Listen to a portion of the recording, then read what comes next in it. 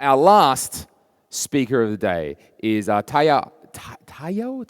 Man, I'm terrible at this. Tajo Oya. And he is lead designer from Fraktal. And he's going to talk about kind of the negative side, the dark side of the force, which is using design to actually go against the user and be negative towards the user, being a little bit sneaky. So for our last talk of the day, please welcome Tajo.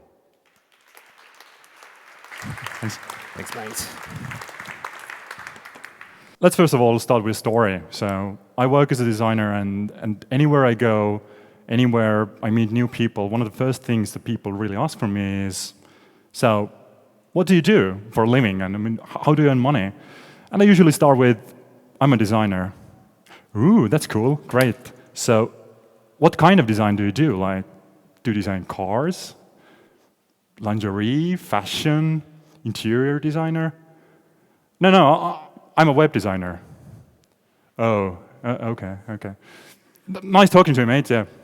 So this has been my crutch for the most professional life I've had over 10 years. So web design is something that people maybe don't even really get, but if they do get it, it's something, a skin or a layer over some big back-end stuff, or most of the people even don't know that there is someone who really designs all those things that they're using. So there is a designer behind Facebook, there's a design team behind Instagram that they use every day.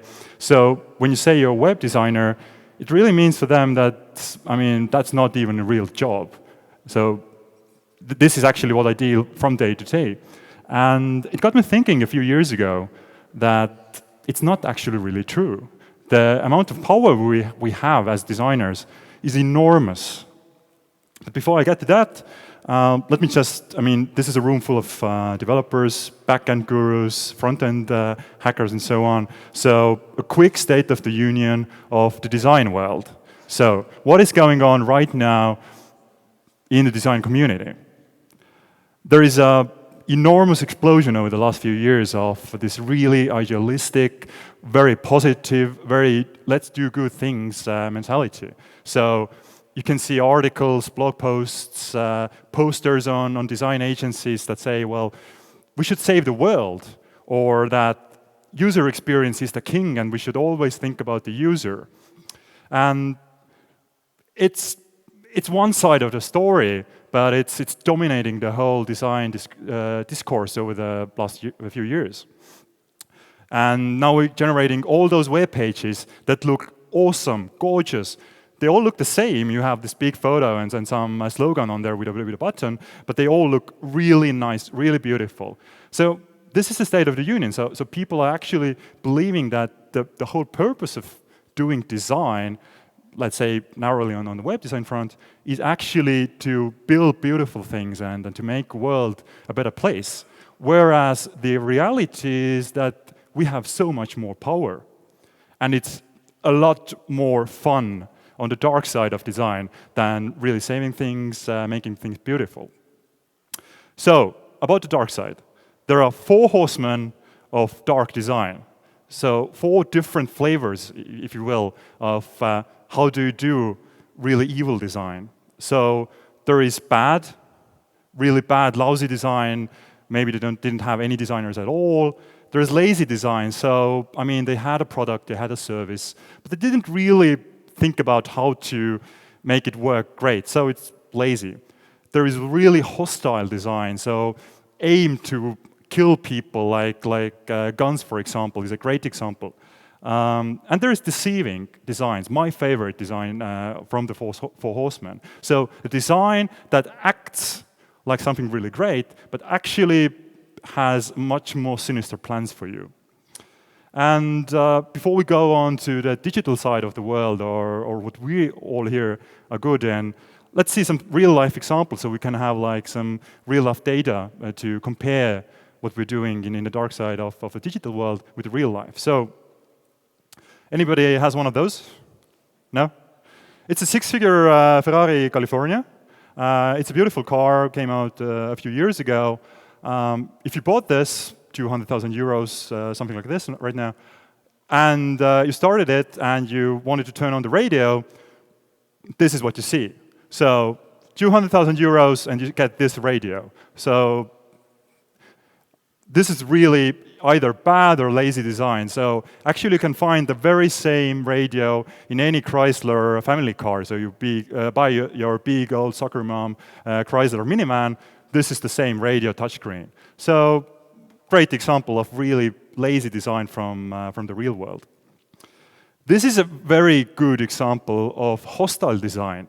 So anyone who has recently flown to almost any airport in the world and has like a red-eye flight or has to sleep at the airport when it's a really cheap airport, for example, and your plane goes out of the airport, let's say 3 a.m. in the morning, and you try to find a place to sleep, this is pretty much all you can find, and no power outlets or nothing. So why did people design this chair? Not because that everybody likes armrests. No, they designed it purposely to be hostile and not let people sleep on it. Because, I mean, it wouldn't really work for the image of the airport if we had people sleeping on this. So many airports think that now actually people sleeping on the floor is much more fun and much more beautiful. So there is like a lot of bad design, lazy design, hostile design, even deceitful design throughout the real world.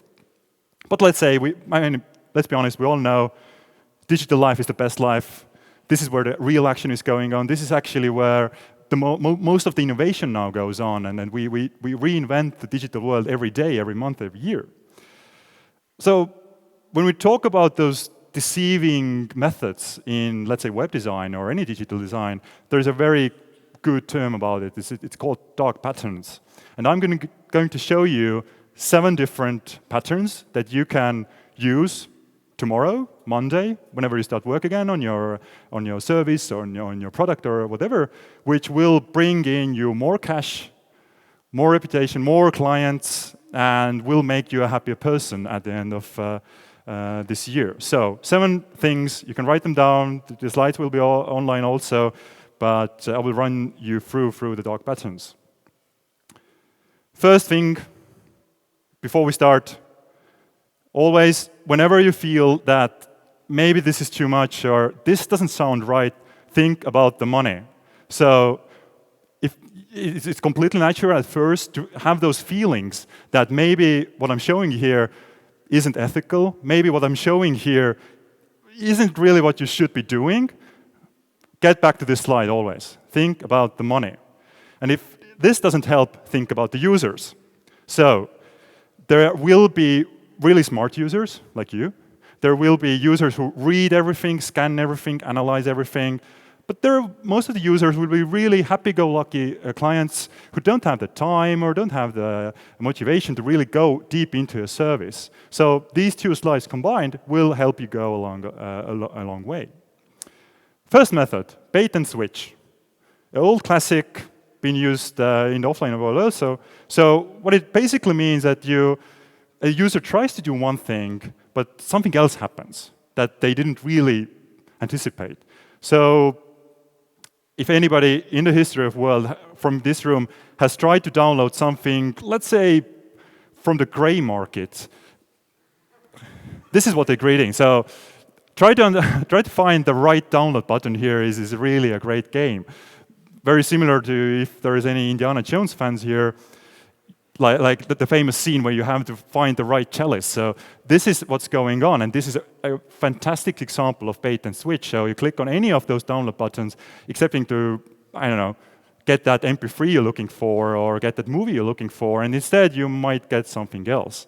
But you don't really have to look at the gray areas of the dark areas of the web.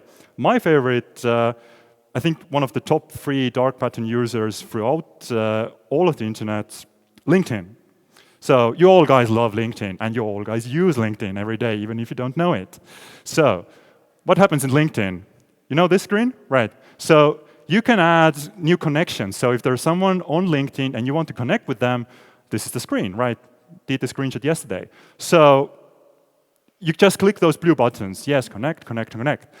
What LinkedIn does actually with the bait and switch is that there's a small difference between those tiles. So some of them are connect and some of them are add to network. So if you click add to network, this guy or girl gets an email from you and say, well, Tajo wants you to join LinkedIn. Let's go, let's do this.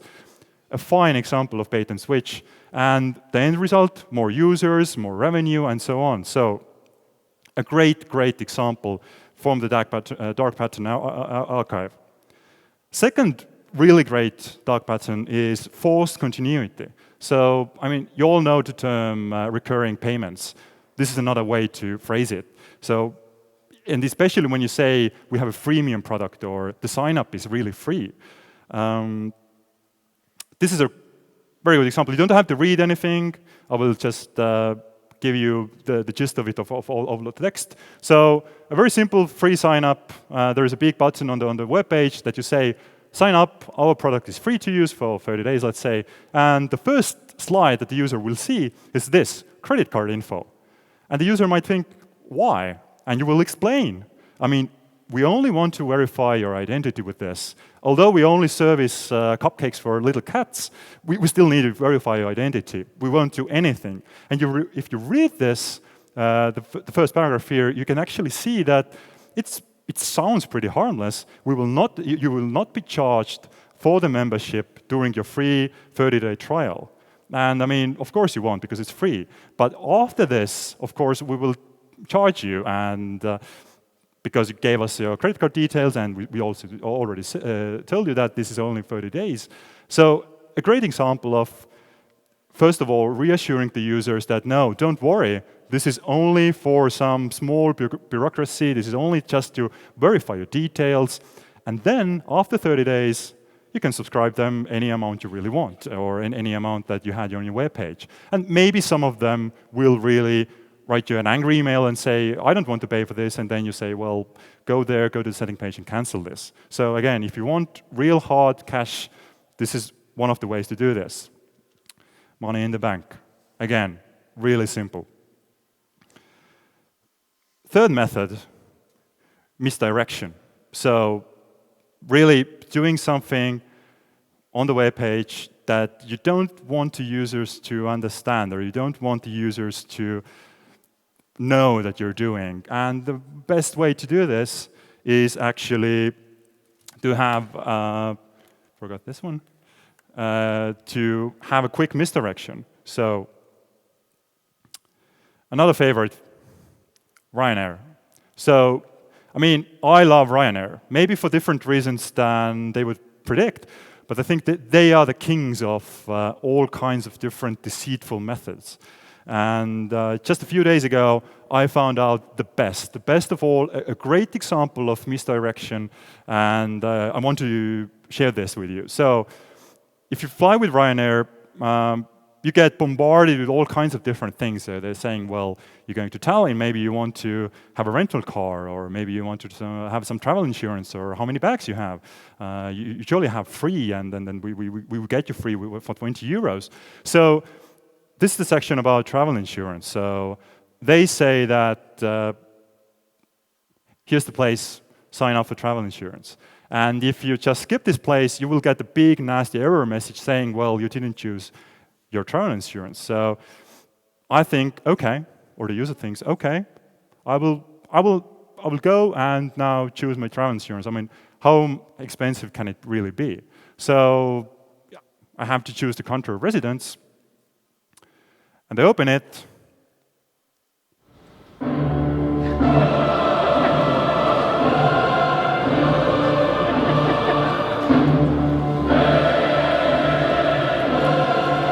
I mean,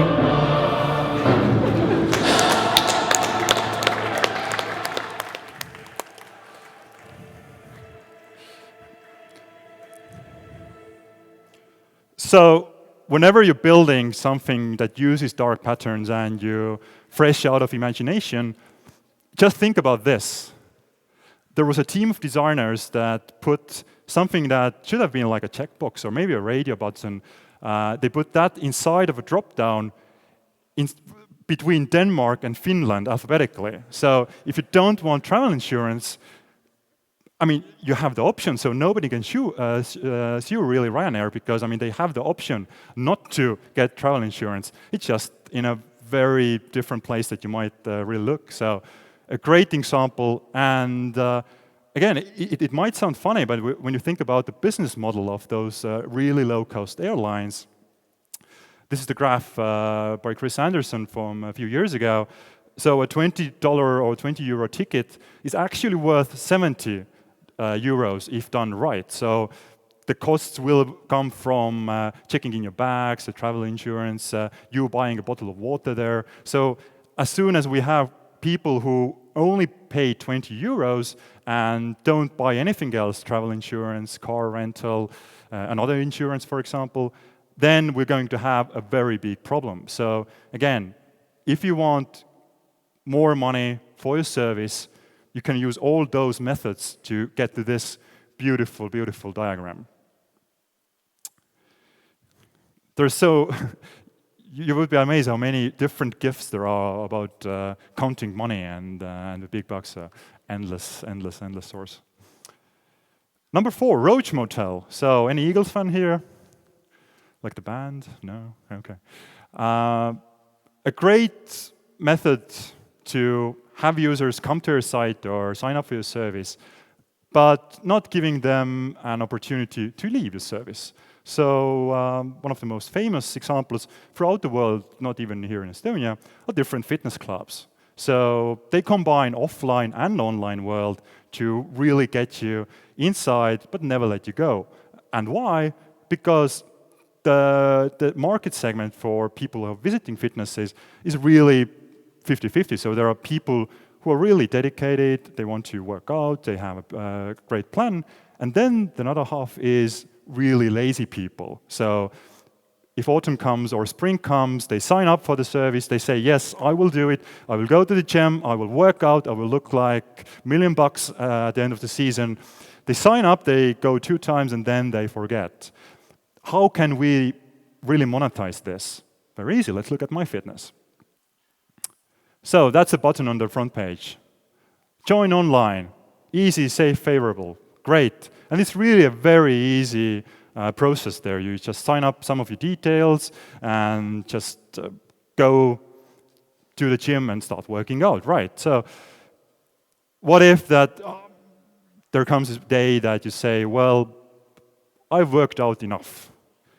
This is the best me there's ever going to be, and I don't want to go to the gym anymore. So what do you do then?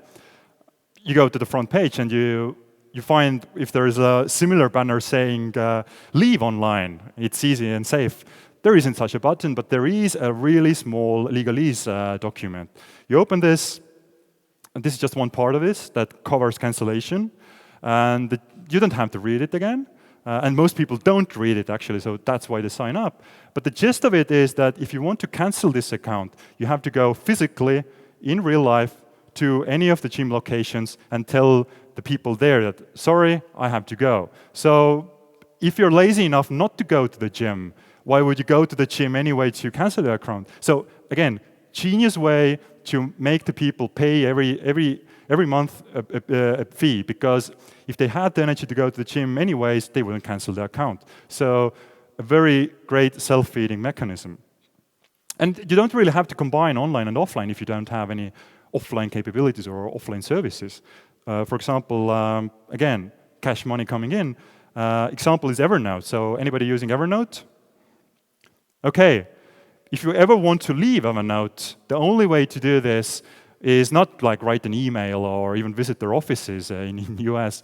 The only way to leave Evernote is you have to first manually delete everything, every single file, every single note you have there. You have to manually delete them, and then you can turn your account inactive. So, because maybe you want to come back sometime in the future. And there are abundance of different services all around the world that use the same Roach Motel method, that you can get in really easy, but getting out is, if not completely impossible, really, really hard. And there are, I hope you've seen, a number of different websites that are dedicated to this, to outlining all kinds of different digital services and how to get out of those digital services. And if you don't believe Evernote, there is also a great example for Amazon. Julie talked about emails.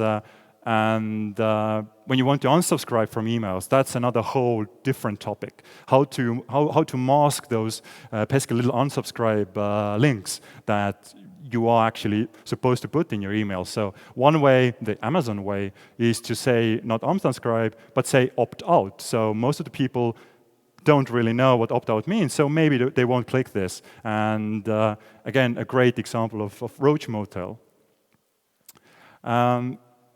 And then there's a roadblock, the fifth method in the toolbox of dark patterns. So a roadblock is something that a lot of great websites have been using over the last few months, and the trend is growing, so if you want to be on that train, just jump aboard. So a roadblock looks like this. So I'm giving a talk here right now, and in the middle of talk, there's this. So we have to skip. So if you like my presentation, you have to sign up for my newsletter, and then you can close it, and so on. And this is now a plague all over the web. So I mean, all kinds of different pop-ups on all kinds of different websites. And what they're doing mostly, instead of, I mean, they're offering free cupcakes, of course, but what they're doing really is asking for an email, just a small, easy thing to do, but a great roadblock for most users. And most of the pop-ups, as you can see, don't have a really clear close button and so on. Why are they doing this? Again, real money, real value in those emails. Like Julie said before, this is the most lucrative marketing you can do online, the email marketing. So if your website, if your web service doesn't have a pop-up right now, after this conference, before the party, just code something like this, you will be a rich man come Monday. So this really works. If you are running e-commerce, you have a shop, or even if you run a plane company, Estonia, for example, great method. Sneak into basket, because I mean everyone likes surprises. Sports Direct that recently came to Estonia does this. So you buy some walking boots, for example, and you go to the basket, and all of a sudden there is a fantastic value magazine and a free giant mug. So you get those fantastic things for only £1, because Sports Direct thinks that maybe you want the giant mug and maybe you want a great value magazine. Of course, I mean, most of the people will see this and say, well, I don't want this, and will delete this item. But believe me, if you buy a lot of different things, you have 8 different things, you won't notice this. And actually, most of the dark patterns are built on the very same principle, that these are not 100% effective. These are not working every time. Maybe they're only working 10% of the time. But this 10% of the time is the 10% growth in revenue that you will get. So if you don't do this, you will lose out of real money and real revenue. So a great example of sneaking things into basket. And again, I mean, I see many people here saying, Tajo, I don't have great value magazines to offer, or I don't have giant mugs in my storage. So even if you're selling online things, or you only have online services, let's take Adobe. Look at the center. So I tried to install Flash, what's, again, a wrong decision in life to do, and they are actually now saying that, well, you want Flash, you must also want antivirus, which is, again, pretty true, right? But, and they're making the choice for me, which is, again, very nice from them. So even if you don't have anything real value to, like an offline product or a real physical product to offer, you can do this. You can find a different company saying, well, we do this, what do you do? How much would you pay if we actually gave your customers? So they sign up, and we add a small sneak into basket in our flow, and you will get also some things from this. So again, real value, real money. Just look into this. You might find surprising things for you. And the last, one of my favorite, is a trick question. So you can see one of the trick questions here. And you can try and answer this in your own head. But another way from real physical world is this little gem. So this is what I mean by saying trick language. So there are many ways. If you don't have anything else, and you really want them to press a certain button, or really want to check a certain radio button, or you really want them to do something, but you know that they obviously won't do this, one way is to ask it differently. Use double negatives, for example, or use a very deceiving language. So Mr. Porter, an e-shop selling really fine clothes for gentlemen all over the world, has this. So if you want to unsubscribe from the email, they offer you this fantastic task. So even if you're a native speaker, you will need some time to understand, so what do you really have to do here? So should I check this? Should I uncheck this? Uncheck the box if you would prefer not to receive Mr. Porter emails, right? And it's really simple to do. So again, when you go home or you arrive at work on Monday, take a critical look at your user interface, at your product, and see where can you use language that actually makes people that use your software do the things that you want them really to do. Or let's go to UK, Royal Mail. When you sign up or you want the service from them, there is a long text again that says, well, we would like to have your email account or your phone number in our database to offer you different ads, and our partners also would like to offer you different ads. And so when you see this, most of the users just scan over this, and either they check everything, or usually they don't check, or they don't check anything. So most of the people will look at this and say, oh no, I won't give them any details. What's really going on here, if you want to receive 0 emails, the right thing to do is actually to tick everything in the first row and leave everything in the second row unticked. So even if there are people who check everything, and even if there are people who don't check anything, you will still get their emails and phone numbers and can sell them elsewhere. So long text is always your friend. Confusing text is always your friend. A lot of different checkboxes, radio buttons, also your friends to earn more money. So a quick recap. If you want to take one photo of this presentation, this is it. So you can take this and print out and put it on your office wall. 7 really simple methods to earn more money, to be more successful, and to use design in a way that actually helps your business, not really wins awards and gets designers to talk about you. So bait and switched, forced continuity, misdirection, roach motel, roadblock, sneak into basket, and trick questions. So all around great tools. Of course, I mean, I see imaginary voices in the crowd asking, Tajo, but what if the users revolt? What if the users don't really want to do this, and they go to Twitter and say bad things about you, or start a petition or a campaign against you?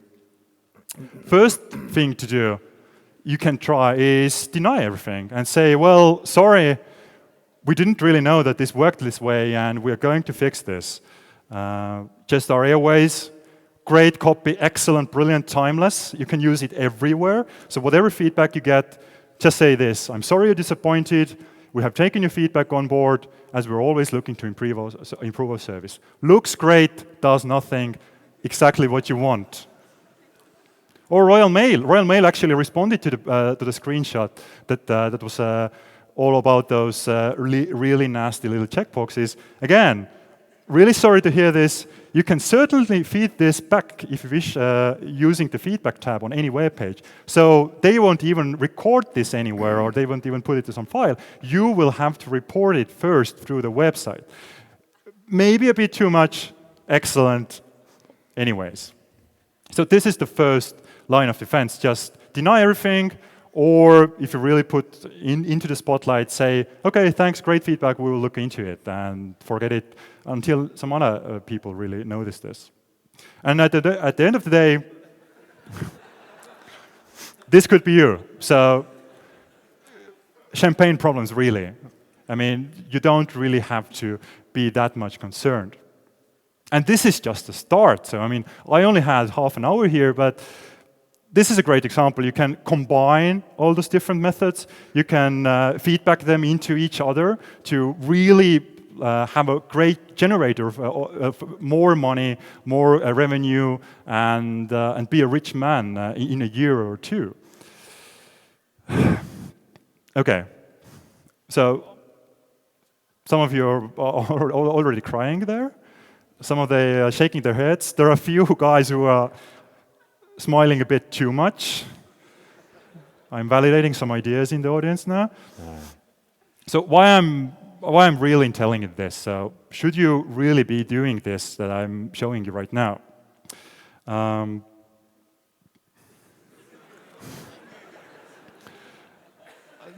The answer is really yes and no. So there are all kinds of different methods to do web design, app design, to do user interfaces, to gather revenue from users.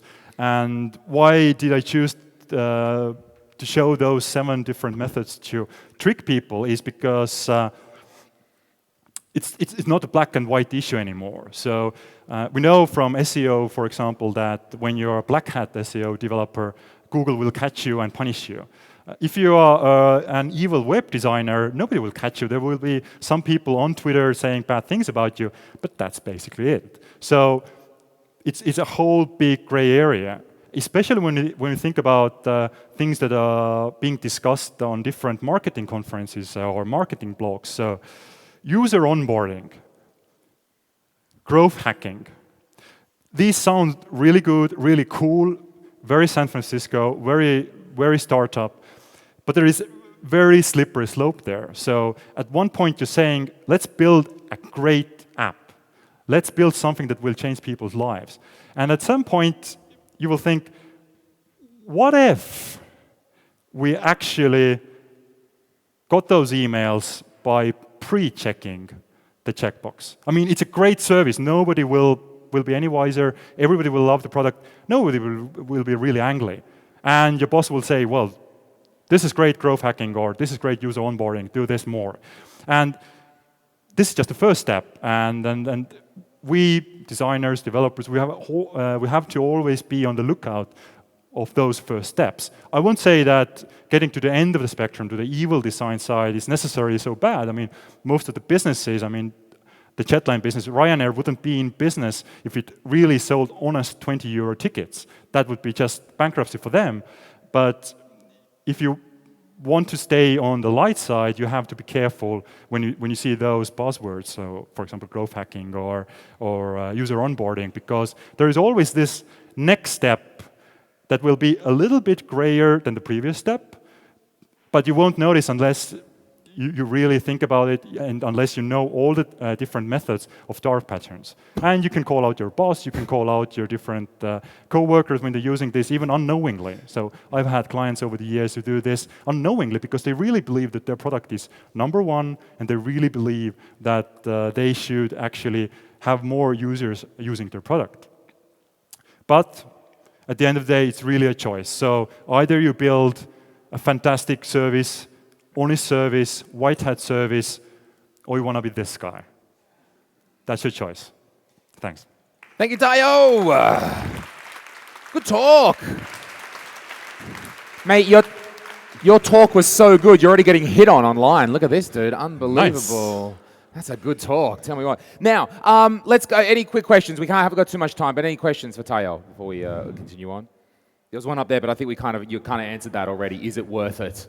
That was more your philosophical question at the end, wasn't it? I mean, again, there are biz dev guys who will answer this. They will have an Excel spreadsheet and say, well, we've hit the peak point of dark design. Let's tone things down a bit. Right. And there are data-driven dark design. Nice. Yeah, I mean, maybe let's not sneak some things into it. And actually in UK, the government is now taking the first steps to really limit those things. So the thing I showed you about the Sports Direct sneaking into free coffee mugs, or not free coffee mugs, £1 coffee mugs, now governments are seeing this, that it pretty much is the very same thing that you're actually in the real supermarket, and there is like a supermarket manager sneaking behind your back and throwing like carrots and apples into your basket because, I mean, you seem like a healthy guy. And, I would do that. And you can always take those out.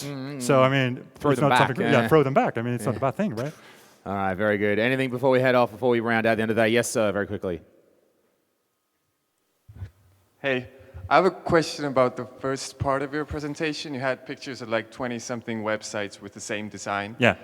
Do you think it has made the experience better for the users that all the websites now look the same, and has it made like your life as a web designer harder? Designers hate those websites now because they all look the same. We always want to try something different, but not because really that we don't believe that those are great designs, but we just want to try new things. Thing is that users love those websites because now they know where something is. So they are accustomed to the same pattern. So you go to a website, there is menu up there in the right-hand corner, there's a big call to action button, there is some features down there, and it's much more easier to use those websites. But yeah, designers hate them because we want to create something fresh and new all the time, if that answers the question. All right, very good. Any more? Going, gone. Tajo, Oya, thank you very much. Yeah, thanks. That was a very nice talk. I think we all enjoyed that. Are you coming back? Are you coming back at 7 o'clock for the beer? Are you going to be back here at 7 o'clock? Yeah, I have a few pop-ups and then some checkboxes to design, and then I'll be back. And then you'll be, okay. Yeah.